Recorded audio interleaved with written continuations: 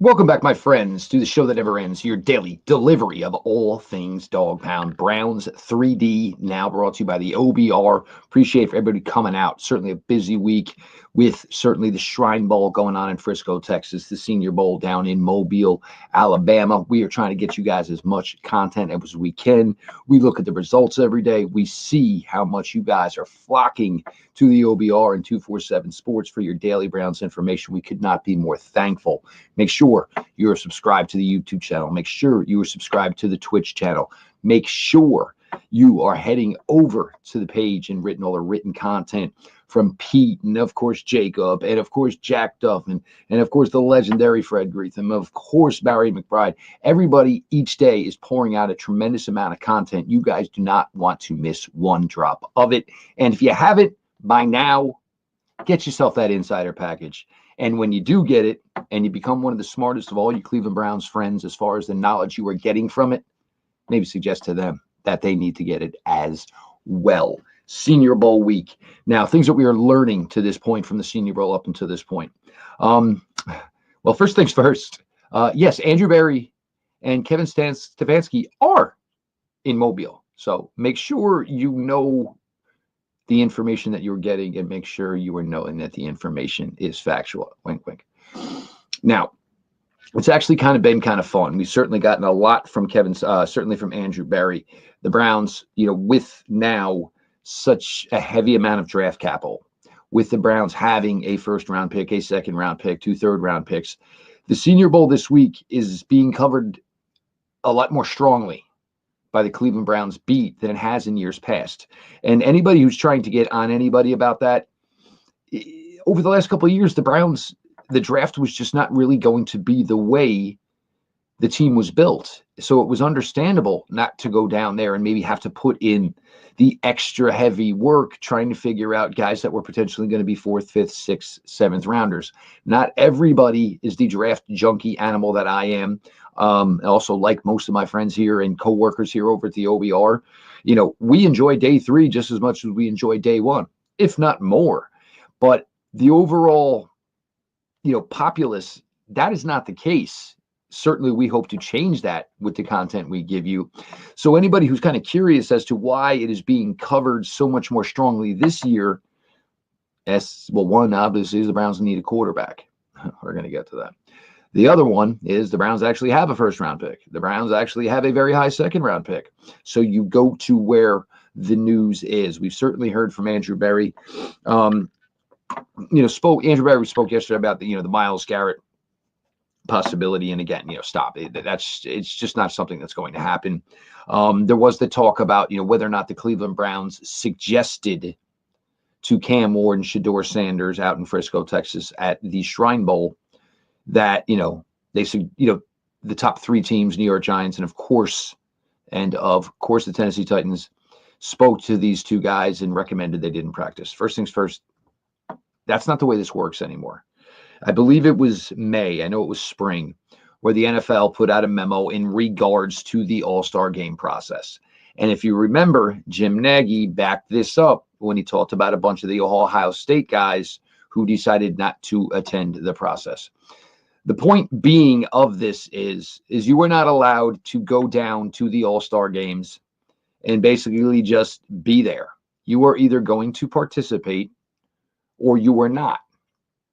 That's the whole thought process, because why send somebody down there who's basically just going to get the opportunity to do some interviews, start developing and cultivating relationships with NFL teams and not doing everything else. So, basically you say we have a roster and we have 4 quarterbacks, but technically we only have 3, or in the Senior Bowl's case, we have 3 and we only have 2. You're trying to actually have a game. You're trying to give the scouts and everybody who's there the opportunity to see as many players as possible. So the point was, you basically can't go to the All-Star games and moonlight. You are either there to participate, or we're going to get somebody else who is deserving of an opportunity, just as the big names of this draft class are, and they will get that opportunity. How Shedeur Sanders is there but not having to do anything, it's not something I'm assuming that there is a penalization system for. And I'm certainly sure it helped the Shrine Bowl and will continue to help the Shrine Bowl up until the game by having big name guys there who technically, according to what we were told in the spring from the NFL, weren't allowed to be there. That is the way I have read it. That is the way I understand it. Also, NFL teams are not going to suggest to players in regards to the Senior Bowl or the Shrine Bowl whether or not they should be practicing. It is way too early in the process for that. The other thing is these prospects have agents. These agents, when they first meet with these prospects, basically lay down, here is our plan for the next 100 days. You sign with me. This is who we are going to train with. This is how we are going to handle your all-star invites. This is how we are going to handle the all-star game when we get there. All of these things it is such a long and thorough process that is done between agency / prospect. They're not going to just all of a sudden just change course here. And a verbal agreement from somebody on January 27th or January 28th does not mean anything once we're talking about April 24th, April 23rd. That does not mean anything. You're talking more than almost 3 months away for a prospect to basically make a decision on a conversation with an NFL general manager, assistant coach, head coach, 3 months away from the draft. It would be foolish. It would be foolish to follow that advice and accept that advice as being gold to whether or not you are already that team's top guy on their board, top selection they are going to make. So none of that makes any sense. But yes, these guys are supposed to be in these games and they're supposed to be participating. And Jim Nagy backed it up when he spoke about the omission of the Ohio State guys, which was totally understandable. You couldn't expect them to go, from the national championship to start showing up and being ready to go to the All-Star game process. It was just not a plausible way to go for these guys. Andrew Berry, we know, is in heavy attendance. Kevin Stefanski, we have gotten to see Kevin Stefanski with Mike Vrabel. We've gotten to see Kevin Stefanski with a headset on. And I think the thing that I am kind of getting excited about is it truly feels to me like we are in a position here where Kevin Stefanski is truly running his show. And this is the way it should be. Look, I'm not saying anybody's job is on the line, but we know the seat is getting hot. And there is no way this team can go 3-14 next year and expect most of these people to keep their jobs. We are all adults. We are all smart. We've all followed football for an extremely long time. We understand how all this works. And these guys need to get another solid year back under their belts. So when you hear Kevin Stefanski talk, you getting this feeling, and this certainly has something to do, of course, with hiring your new quarterback coach, with promoting Tommy Rees to offensive coordinator. Coach Stefanski is trying to put together what he believes is his best attempt at a best support system for ultimate success. And you can truly kind of get it in the way he talks. And, it seems just things are spoken a little bit more definitively, with Coach Stefanski in what he has been down here, certainly, this week. So the Browns absolutely 110% heavily represented down in Mobile. Bubba Ventrone certainly coaching the American side. The Browns with another coach on the national side.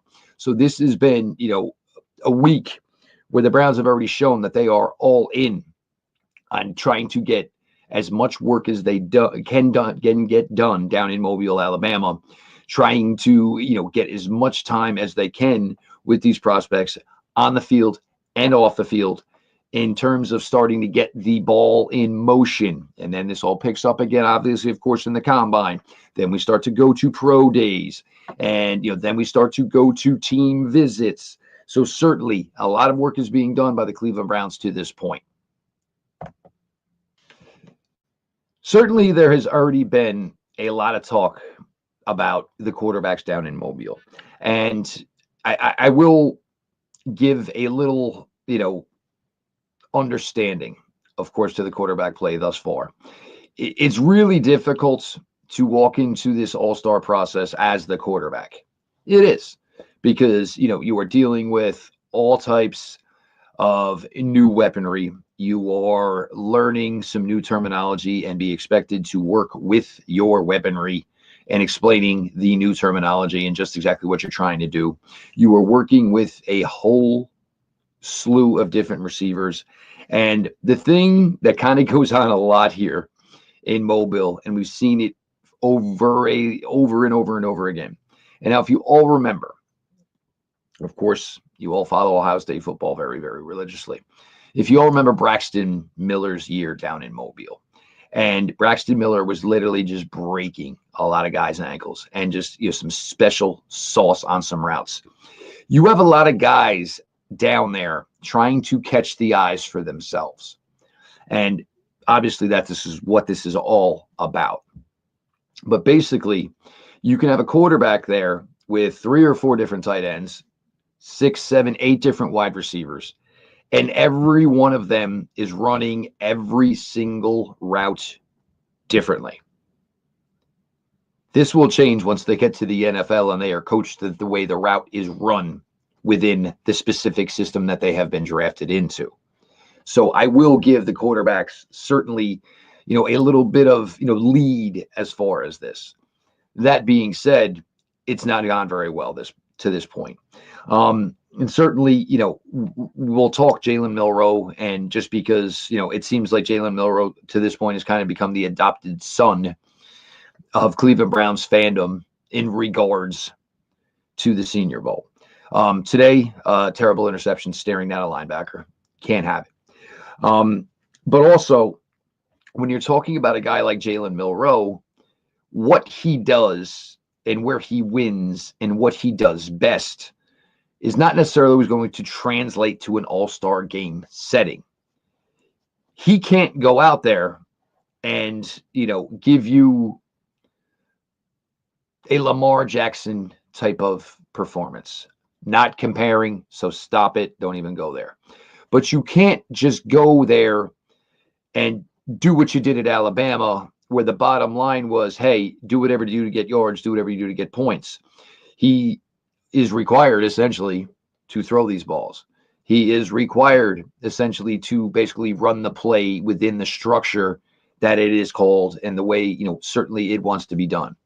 It's probably not helping him. And this is certainly something that is going to be a huge part of how Jalen Milroe can translate or not translate into the NFL and into NFL offenses. You're going to have to play from the pocket. You're going to have to play within structure. In due time, you were successful in that role. Then you were allowed the opportunity to kind of go with your gut, so to speak. So certainly for all the quarterbacks, there's some struggling. I think the Louisville kid Bao is probably the one who has looked, I'd say, the most polished to this point. But what we're learning so far with this quarterback class is something that we probably all already knew. And I don't know what was necessarily going to change things greatly for the good or for the bad in regards to this quarterback class being down there in Mobile. But the confirmation is there. This class ain't it. You know it. I know it. Heck, your dog even knows it. Start to highlight some guys that have been extremely impressive to this point. And I go first, certainly to the national team. And I will butcher his name, and hopefully I will get it right by the time we get to the draft. I keep calling him Bronson Arroyo. He is not a 42-year-old former starting Major League Baseball pitcher. He is Elijah Arroyo, tight end from the University of Miami. Now, Elijah Arroyo is kind of really interesting from the standpoint, he comes out of Miami as a fourth-year guy, redshirt junior. But he basically was a milk carton for the first 3 years down in Coral Gables. Injuries ate him up. Now this year, certainly got the opportunity. Health was on his side.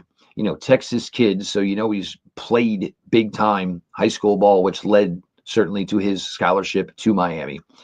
But this year it all really came together. And, I think it's right around 250 pounds. He is a guy that you watch every route he is running to this point down in Mobile, and he's winning consistently and creating not just separation, mad separation. I believe he was timed once this season at over 21 miles an hour. We're talking about a guy almost 6'5", 250 pounds, going 21 miles an hour. That is just absolutely bananas. There's just no way around it. So certainly Elijah Arroyo in a class that seems to be dominated by the Loveland and the Tyler Warren talk, and that's warranted and deserved for both of those guys.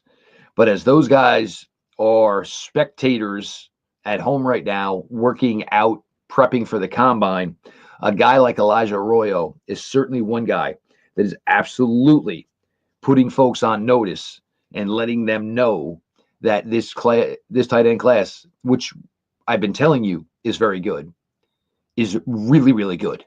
And hey, if the Browns want to go ahead and get another tight end from the University of Miami, well, it worked out pretty well with David Njoku. Elijah Arroyo could be another one of those guys. Also from Miami, Xavier Restrepo came in at over 200 pounds. Everybody kind of felt this was this like Braxton Barrios, another type of guy out of the U. But at 200 pounds, you see a guy, that's pretty good weight for a guy that you think is going to dominate a lot from the inside. There is highlights of Xavier Restrepo certainly having success on the outside as well. That was good weight for Restrepo to come in, certainly playing with what everyone feels is the top quarterback in this class, elevated Xavier Restrepo's game. And, you look at him and say, oh, man, probably a guy that would fit right in with the Los Angeles Rams. Well, I got news for you. Those guys that have been killing it the last couple of years, and certainly back in when Cooper Kupp broke in with the Rams, those guys are starting to be coveted by all NFL franchises. So those guys having success certainly is something that is going to have an effect on other teams in the NFL. Copycat league. If it's working for you, why can't it work for me? Jalen Rivers, offensive lineman for the University of Miami. He's also had a nice week. And I think one of the things and they try to do this and make a point of doing this down in Mobile, is taking guys and getting them looks everywhere. Outside, inside. Hey, just because you were in tackle in college doesn't necessarily mean you're just going to walk in and be a tackle in the NFL. And you want to know what? If I'm going to put a tight end outside of you, and then we're going to put an H-back outside of that tight end, technically, you are playing as an inside player. So I want to see how you can handle it. And these teams have learned so well over the years and so many years down at the Senior Bowl that they can do this. And it helps certainly the prospects that are down there, showing that they can be diverse and can kind of do everything that is asked of them. Mike Green from Marshall. Again, this pass rushing class is ridiculously deep and ridiculously good. Mike Green, the concern certainly was, when they got to Mobile over the weekend, 236. I don't know who floated that number out there. It was hogwash. Mike Green is well over 250 pounds. He has shown bendability. He has shown quick burst. He is shown to be able to get around the edge quickly, either going under or going around. But I think the thing that really was impressive today for Mike Green, and I hate this for Oregon tackle Josh Connerly, who I am actually a huge, huge fan of, Mike Green buried him. 2 hands to the chest and dropped him. For 250 pounds, that is kind of thing you're looking for. Hey, it is great that you're athletic and you can do all that type of stuff. But we all got to see Jared Verse a little bit here this year in his rookie year with the Los Angeles Rams. And when you say speed to power, that is the rep that Mike Green had today. That is a rep that guys, scouts, will go back and sit down with their front office. They will sit down with their fellow coaches and they will say, that's the one. That's the one. For me, I am all in. Is Mike Green a first rounder? Probably. But the thing is there are a million of these edge guys. So the old the old adage is, it's kind of like ice cream. What is your flavor? Well, Mike Green is going to be a pretty popular flavor, and he has had a really, really nice week thus far, certainly down there in Mobile. It's been an impressive showing for him. This is one other name I've wanted to bring up. I've liked him throughout the process thus far. Jonas Sanker, safety from the University of Virginia. Jonas Sanker was a dual threat quarterback in his high school days. Goes on up to Virginia. starts playing everywhere in the secondary, starts settling in at the safety spot, tackling machine, finds the ball, impressive athlete. Jonas Sanker is a guy that's really, really been getting it done down in Mobile after a strong career at University of Virginia. It's been a nice run for him with the national team this week in practice. Florida State football was pits this year. It was a terrible, terrible team.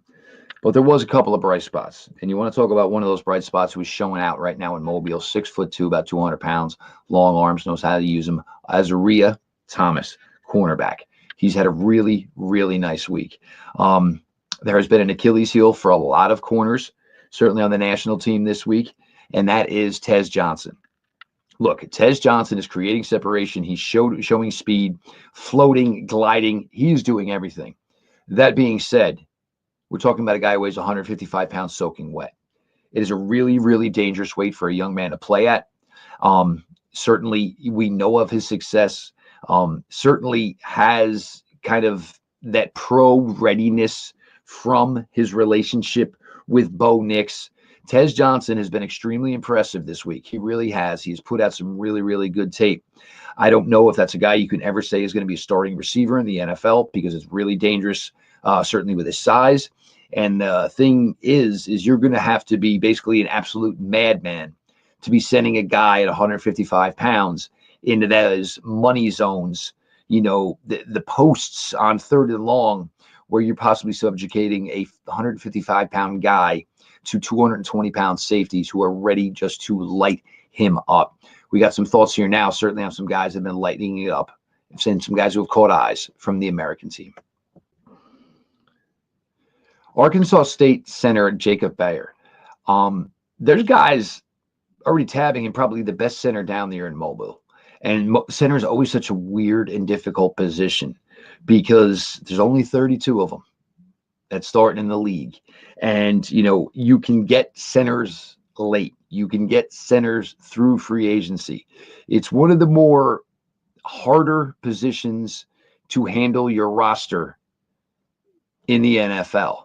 But Jacob Bayer, certainly out of Arkansas State, has had a nice week for himself up until this point.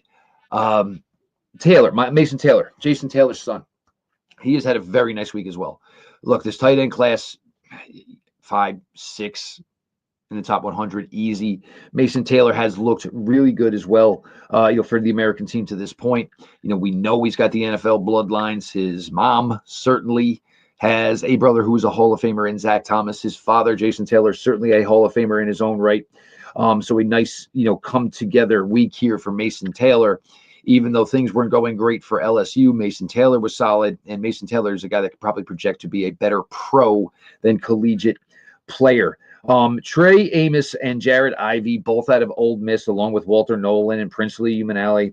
Are you kidding me? Ole Miss is sending a ton of talented defenders to the NFL this year. And these guys have all shined this week. These guys, they all looked like finished products. Their technique is so extremely sound, combined with athletic ability, of course. And I just can't say it enough how much I am blown away by how well the big guys are looking to this point. You're looking at the one-on-ones between the edges and the defensive tackles and the offensive linemen. And like I said, we have guys playing inside. We have guys playing outside on both sides of the ball, diversifying what these guys do. You guys have certainly seen it with the Browns. It's been something you try to do. You continuously try to put guys in different positions. A, you're confusing the living daylights out of the offense. But B, when you start moving guys around, guys get a little more excited. And, guys, hey, I want to take this rep on the inside because I know the way this play call does work or this stunt's going to work. As long as I ride off this hip like I'm supposed to do, I may have a clear path to destruction and getting to the other team's quarterback. So you're just trying to wet the whistle of these guys, keep everybody interested to give the best effort they can. Another guy from the American team, another edge player, Shamar Stewart. He is a one-man wrecking crew down there. I almost kind of jealously inside say, you know what? I wish there was going to be an expansion team in the NFL this year because you could get so many quality guys batting an expansion team in this draft, and of quality positions: running back, defensive end, defensive tackle, offensive line, tight end. These positional groups are stacked, are loaded, are deep. It is going to be one of the more fascinating drafts, in my opinion, here in 2025, and the way it all works out, because there are a million ways to skin a cat. There are a million different types of guys, but every one of these guys finds ways to win consistently. Omar Norman Lott, Tennessee. This guy, his leverage is so good, combined with his quickness, it blows your mind that these guys are these technically advanced at the ages they are. It is going to be just, a lot of great groups of players here that are going to be in this class. So yes, everybody, there always are ebbs and flows with positional groups within an NFL draft. And there is no doubt about it that the quarterback class for 2025 has got its warts and it's got its issues. Nobody's fooled. We're not blind. We know exactly what is going on. There are issues upon issues with this class. But that being said, teams have to make moves. And for all of you who do not like this quarterback class, I get it. I truly do. But the Browns are still in it, and they're going to be in it. So, when you start seeing, the names of potential free agents and trade targets and quarterbacks that can be had in the draft, and you're just not liking it, we're all in for it. And, people want to yell at me about Daniel Jones. I get it. I do. I'm not saying it's my number one option, but I'm saying it's one of the top options of a lot of bad options. This is where we're at. But I do believe that everybody in their heart of hearts says, oh my God, I pray to God it's not number 4 again. Medically, most likely, we know that that's not going to be an option to go that route again. But I don't think anybody wants to ever go down that road again. So if we're going to go down the road with question marks, and there are a ton of them, how about we go down that road with not a lot of money invested into it? We talk a lot, behind the scenes here with, all of us here at the OBR, and we try to, and Jack Duffin's been putting these pieces together. I know the quarterback one just dropped. I know the running back one is about to drop.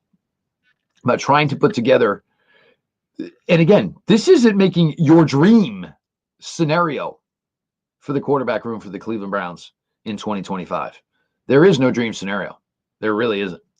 The scenario you're trying to create is hopefully it's not a nightmare. So if you want to tell me it's a, Daniel Jones, Trey Lance, Jalen Milroe quarterback room for the Browns in 2025, again, that's not a dream scenario by any means whatsoever. And I'm not going to stand here, or I'm not going to talk here and claim that it is. But the Cleveland Browns have to put together a quarterback room. That has to happen. So at least try to find some guys who at least you think have talent. And then you try to work with all of that from there. How do you work with that from there? Trying to build an extraordinary defense.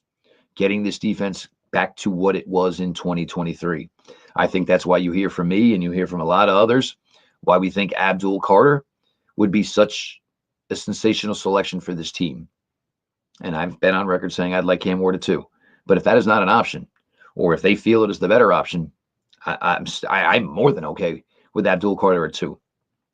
Because if I can't get the quarterback that I think is going to be the franchise guy, that means I want to shore up almost every other possible leak and sieve on my roster. So, there could be the other guys at the edges and this, that. No, I want to go out and I want to get another home run hitter and I want to put it next to Myles Garrett. So if that means it's Abdul Carter, if that means it's a Mike Green, those type of players, Shamir Stewart, then that's what I want to do. Do I want to trade for another great wide receiver if I can pull off another Jerry Jeudy or Amari Cooper deal? Yes, I do. What we learned in 2023 from the Cleveland Browns was good quarterback play was good enough. as long as everything else was strong. Their kicking game was fantastic. Their punter was fantastic. Their defense was fantastic. Joe Flacco hit some big throws. Certainly had some wild interceptions and big misses, but good quarterback play was good enough for the Cleveland Browns in 2023. We'd love to get elite quarterback play, but I don't think there is a path to finding anybody that is going to come in and play quarterback for the Cleveland Browns in 2025 at an elite level. Facts are facts, folks. Again, we appreciate you all, for coming on out every day. The numbers for the shows have been fantastic. Make sure you're subscribing over at YouTube. Make sure you're subscribing over at Twitch. The written content is being received in great masses. The numbers are off the boards, and we appreciate all of you for that. So make sure you're getting over certainly to the OBR every day and getting all the great content that the guys are putting out for you every single day.